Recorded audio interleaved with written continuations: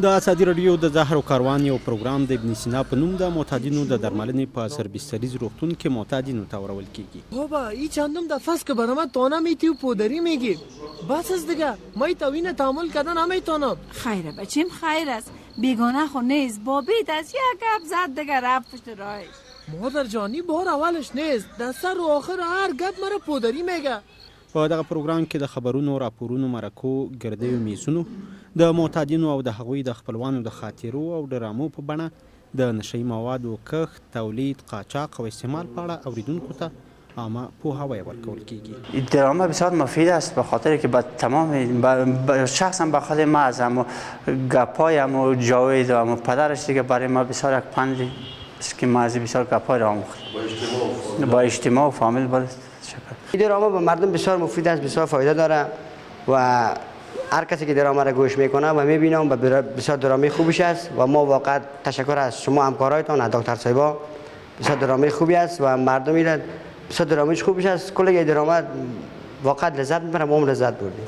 په ورته وخت کې ارواپوهان هم د دغه ډول پروګرامونو خپرول د معتادینو او عامو خلکو لپاره ګټور بولي. لازم است برنامه‌های مثل از این که به خانواده‌ها بفهمونه و چیز بالاتر از این که کارشناسای تحلیلگرای بیای این را تحلیل بکنه، بر خانواده‌ها برنامه بونه و آموزش بده. این که خوب نیست کسی که یک بار مصرف کرده او را دائم به مو نام مصرف کننده صدا بکنیم.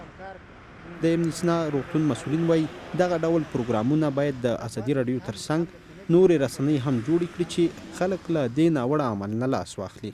این پیام در اصل که ما که پیشتر ما صحت تعریف کردیم، یکی از سه پایه صحت امی است که وقایه است. وقت زمانی که از سه پایه یکی از نباشه خان تداوی ما ناقص شد، صحتمند نمیشیم. این بسیار رول خود داره.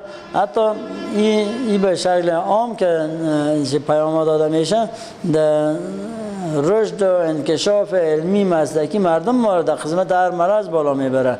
د افغانستان د عامې روغتیا وزارت وایي په افغانستان کې په مستقیم او غیر مستقیم ډول شاوخوا 3.5 میلیونه خلک په نشې اخته دي چې په دې ډله کې ښځې او ماشومان هم شامل دي.